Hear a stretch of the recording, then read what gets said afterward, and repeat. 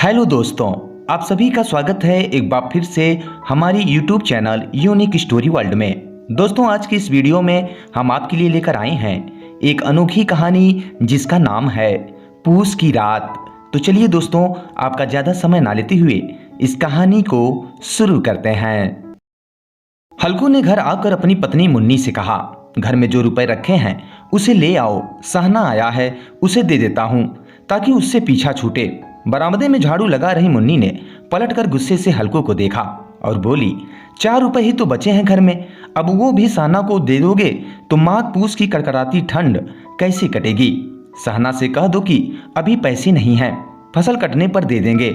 हल्कू एक घड़ी सोच में पड़ गया कि मुन्नी की बात भी सही है, कंबल के बिना ठंड काटना मुश्किल हो जाएगा। लेकिन हल्कू उस अड़ियल सहना को जानता था, वो पैसे लिए जाएगा नहीं। हल्कू ने सोचा कि सर्दियों को सर्दियों में देख लेंगे, फिलहाल इस बला से तो पीछा छूटे। हल्कू अपनी पत्नी की ओर बढ़ा और उसके पास जाकर बैठते हुए धीरे से उसकी खुशामद करते हुए बोला, दे देना पैसे, कम से कम यह पीछा तो छोड़ेगा और कंबल के लिए मैं तब तक कोई दूसरा उपाय सोच लूंगा। हल्कू की बात सुनकर मुन्नी गुस्सा हो गई। हल्कू को गुस्से से घूरते हुए मुन्नी ने कहा, तुम तो चुप ही रहो, बताओ जरा कौन सा उपाय है तुम्हारे पास। ऐसे ही कोई तुम्हें खैरात में कंबल तो देगा नहीं, न जाने कौन सा कर्ज है जो कभी चुकता ही नहीं। तुम ना खेती करना छोड़ ही दो, क्या फायदा खेती का जब फसल होते ही पूरी कमाई कर्ज चुकाने में चली जाए। तुम्हें जो सही लगता है तुम करो, लेकिन मैं तो एक पैसा नहीं दूंगी। मुन्नी को गुस्से से लाल होता देख हल्कू उदास हो गया और धीमे से बोला, तो क्या मैं उसकी गाली खाऊं। उसकी बात सुनकर मुन्नी का मन पसीज गया और आवाज में थोड़ी नरमी लाती हुई वह बोली, ऐसे कैसे वह गाली देगा, क्या उसका राज चलता है यहाँ। मुन्नी जानती थी कि हल्कू की बात में कड़वी सच्चाई है, इसलिए वह उठी और चुपचाप कमरे से रुपए निकाल कर ले आई और हल्कू को थमाते हुए बोली, मैं फिर कह रही हूँ तुम यह खेती बाड़ी छोड़ दो, मजदूरी करोगे तो कम से कम किसी की सुननी तो नहीं पड़ेगी और 2 वक्त का खाना तो नसीब होगा।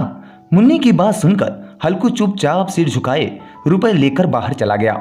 हल्कू उन 3 रुपए की अहमियत जानता था जिसे उसने पाई पाई जोड़कर कंबल खरीदने के लिए जमा किए थे।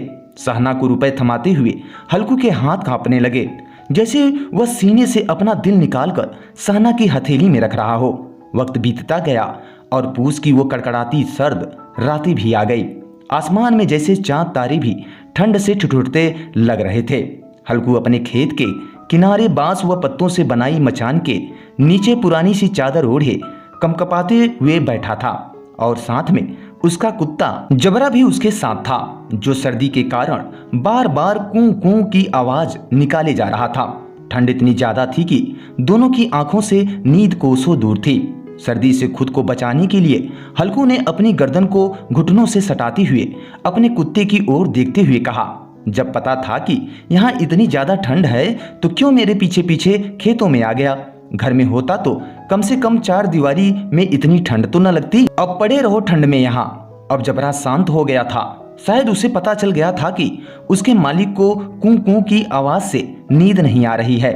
इसके बाद हल्कू गर्दन को घुटनों पर सटाई सोचने लगा, सब किस्मत किस्मत की बात है, हम यहाँ ठिठुरते हुए रात काट रहे हैं और वो पैसे वाले बिना कुछ किए ही मजा लूट रहे हैं। इसके बाद हल्कू ने चीलम भरी और ठिठुरते हुए उसे पीने लगा। हल्कू ने अपने कुत्ते जबरी को देखा और कहने लगा, आज यह रात किसी तरह काट ले, कल मैं तेरे लिए यहाँ पुआल बिछा दूंगा, तब ज्यादा ठंड न लगेगी। हल्कू वहीं जमीन पर लेट गया और सोचा कि कुछ देर के लिए आंख मूंद कर सो लूं, लेकिन जैसे ही उसने आंखें बंद की, ठंड की चुभन जैसे पूरे शरीर में सुइयां चुभोने लगी। कुछ देर करवट बदलने के बाद हल्कू पूस की रात को कोसते हुए उठकर बैठ गया। जब सब कुछ करने के बाद भी ठंड जाने का नाम ही नहीं ले रही थी, तो हल्कू ने पास बैठे अपने कुत्ते को उठाया और उसे गोद में लेकर लेट गया। ठंड से बचने के लिए जबरे के शरीर से आ रही दुर्गंध को भी हल्कू ने नजरअंदाज कर दिया। जबरे को भी गर्माहट मिल रही थी और उसने भी आंखें मूंद ली थी और सोने की कोशिश कर रहा था कि तभी जबरे को कोई आहट सुनाई दी और वो एकदम सावधान की मुद्रा में खड़ा हो गया। जबरा अचानक मचान से बाहर निकला और इधर उधर दौड़ते हुए जोर जोर से भौंकने लगा। कुछ देर यहाँ वहां भौंकने के बाद जबरा दोबारा हल्कू से सटकर बैठ गया ऐसे ही रात का एक और घंटा बीत गया और ठंड कम होने का नाम ही नहीं ले रही थी। हल्कू उठकर बैठ गया। वो दोनों हाथों से टांगों को कसकर पकड़े हुए घुटनों पर सिर टिकाए बैठा था। ठंड में हल्कू को लगा कि जैसे उसका खून जम गया हो और वह बेबसी से बस सुबह होने का इंतजार करने लगा। हल्कू के खेत के सामने ही आम का एक बड़ा सा बाग था, जिसे देखकर वह सोचने लगा कि पतझड़ शुरू हो चुकी है और जरूर इन पेड़ों से पत्तियां झड़ी होंगी, तो क्यों ना इसके सूखे पत्ते लाकर देर तक आग सेंक लूं। हल्कू ने सोचा कि वह पत्तियां उठाने तो चला जाए, पर कहीं रात के अंधेरे में उस पर कोई जानवर हमला न कर दे और उसे ऐसे देखकर कोई भूत ना समझ ले। कुछ देर यूं ही सोचने के बाद हल्कू एकदम से उठा और एक सूखे पौधे को उखाड़कर उसे मसाल की तरह जलाकर पेड़ों की ओर चल पड़ा। अपने मालिक को जाता देख जबरा भी झट से उठ गया और दुम हिलाते हुए हल्कू के पीछे हो लिया। पेड़ों के पास पहुंचकर हल्कू ने उन विशाल पेड़ों को देखा जो अंधेरे में और भी डरावने लग रहे थे। अपने मन के डर को दबाते हुए हल्कू नीचे झुका और पेड़ों के आसपास पड़ी पत्तियों को बटोरने लगा। सूखे पत्तों को समेटने की वो आवाज और ठंडी हवा के झोंकों से आ रही पेड़ों की सरसराहट हल्कू को डरा रही थी। ठंड में नंगे पांव पर कंकड़ तो मानो तीर की तरह चुभ रहे थे। उन सब से ध्यान भटकाने के लिए हल्कू ने जबरे से बातें करना शुरू कर दिया और कहने लगा, लग रही है ना तुझे भी बहुत ठंड, बस थोड़ी सी पत्तियां और इकट्ठी कर लेते हैं, फिर दोनों खूब आग सेकेंगे। हल्कू जितनी पत्तियां समेट सकता था समेट ली और मचान की ओर चल पड़ा। मचान के बाहर पहुंचकर हल्कू ने पत्तियों में आग लगाई। देखते ही देखते आग धधकने लगी और उसकी लपेटें पेड़ों को छूने लगी। हल्कू और जबरा वहीं आग के पास बैठ गए। हल्कू अलाव में कभी अपने हाथ सेकता तो कभी पांव, तो कभी आग की ओर पीठ करके बैठ जाता। जबरा भी आग के पास पसर कर लेट गया और उन लपेटों को देखने लगा। हल्कू जबरे की ओर देखकर कहने लगा, कहा था ना मैंने, अलाव जलाते ही ठंड नहीं लगेगी, अब सेक ले जी भर के आग। कुछ समय बाद वो आग की लपेटें जैसे कहीं गुम हो गई और पत्तियों का ढेर सिमटकर राख में बदल गया। अब तो बस कोई हवा का झोंका आता तो बची कुची चिंगारी कहीं बीच में लाल लाल अनार के दानों सी दिखाई देती। हल्कू राख की थोड़ी सी गर्माहट में वहीं चादर ओढ़े दुबक कर बैठा हुआ था, लेकिन जैसे जैसे रात बढ़ती जा रही थी ठंड उसे और जकड़ने लगी थी। कुछ देर बाद हल्कू वहीं राख के ढेर के पास लेट गया। हल्कू को नींद आने ही वाली थी कि जबरा फिर से अचानक उठ गया और खेत की ओर जोर जोर से भौंकने लगा। हल्कू के कानों में भी कुछ आवाजें आ रही थी, मानो जैसे जानवरों का बड़ा झुंड खेतों में घुस आया हो और उसकी फसल चर रहा हो। जानवरों की हलचल की पूरी आवाजें हल्कू के कानों में पड़ रही थी।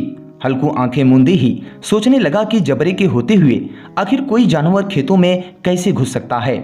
जरूर मुझे कोई धोखा हो रहा होगा। हल्कू ने आंखें खोले बिना ही जबरे को आवाज लगाई, लेकिन जबरा खेतों की ओर मुंह किए जोर जोर से भौंकता रहा, पर उसके पास नहीं आया। कुछ देर बाद खेत में चरने की आहटें तेज हो गई और अब हल्कू को पूरा यकीन हो गया कि खेत में जरूर जानवर घुस आए हैं।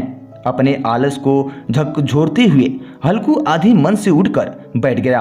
इस कंपकपाती ठंड में उठकर खेत में जाना और फिर जानवरों को भगाना उसे बेहद मुश्किल सा लग रहा था। हल्कू वहीं बैठे बैठे जबरे को आवाज देने लगा। हल्कू की आवाज सुनकर जबरा और भी जोरों से भौंकने लगा।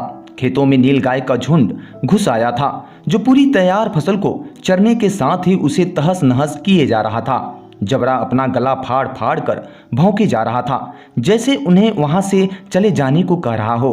इस बार हल्कू ने पक्का इरादा करते हुए खुद को समझाया और चादर को शरीर पर लपेटते हुए खेत की ओर जाने के लिए कदम बढ़ाने लगा। हल्कू कुछ कदम ही चला था कि अचानक तेज हवा के झोंके ने उसके कदम रोक लिए।